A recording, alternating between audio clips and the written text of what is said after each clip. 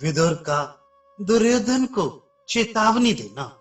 विदुर ने कहा, राजन, जो इस प्रकार मन के प्रतिकूल किंतु हितभरी शिक्षा देने मात्र से अपने हितैषी पुरुष को त्याग देते हैं, उनका वह वर्ताव कैसा है, ये आप साक्षी की भांति पक्षपात रहित होकर बताइए, क्योंकि राजाओं के चित्त द्वेष से भरे होते हैं, इसलिए वे सामने मीठे वचनों द्वारा सांत्वना देकर पीठ पीछे मूसलों से आघात करवाते हैं।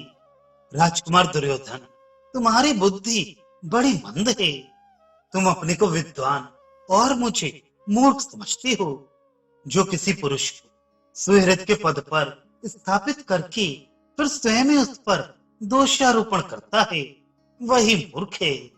जैसे श्रोत्री के घर में दुराचारणी स्त्री कल्याण में अग्निहोत्र आदि कार्यों में नहीं लगाई जा सकती, उसी प्रकार मंद बुद्धि पुरुष को कल्याण के मार्ग पर नहीं लगाया जा सकता। जैसे कुमारी कन्या को 60 वर्ष का बूढ़ा पति पसंद नहीं आ सकता, उसी प्रकार भरतवंश शिरोमणि दुर्योधन को निश्चय ही मेरा उपदेश रुचिकर नहीं प्रतीत होता। राजा, यदि तुम भले बुरे सभी कार्यों में केवल चिकनी चुपड़ी बातें ही सुनना चाहते हो, तो स्त्रियों, मूर्खों, पंगुओं तथा उसी तरह के अन्य सब मनुष्यों से सलाह न करो।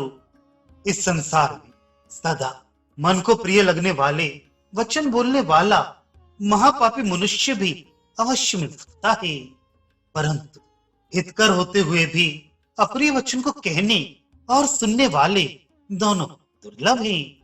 जो धर्म में तत्पर रहकर स्वामी के प्रिय अप्रिय का विचार छोड़कर अप्रिय होने पर भी हितकर वचन बोलता है, वही राजा का सच्चा सहायक है।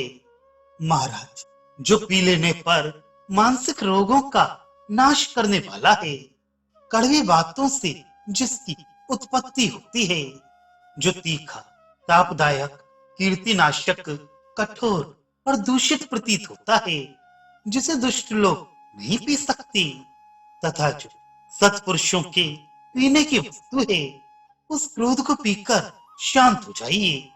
मैं तो चाहता हूं कि विचित्र वीर नंदन धृतराष्ट्र और उनके पुत्रों का सदा यश और धन दोनों प्राप्त हों, परंतु दुर्योधन, तुम जैसे रहना चाहते हो वैसे रहो। तुम्हें नमस्कार है। ब्राह्मण लोग मेरे लिए भी कल्याण का आशीर्वाद दें। गुरुनंदन, मैं एकाग्र हृदय से तुमसे ये बात बता रहा हूँ।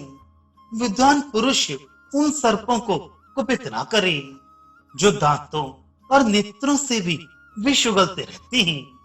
अर्थात ये पांडव तुम्हारे लिए सर्पों से भी अधिक भयंकर हैं, इन्हें मत छेड़ो।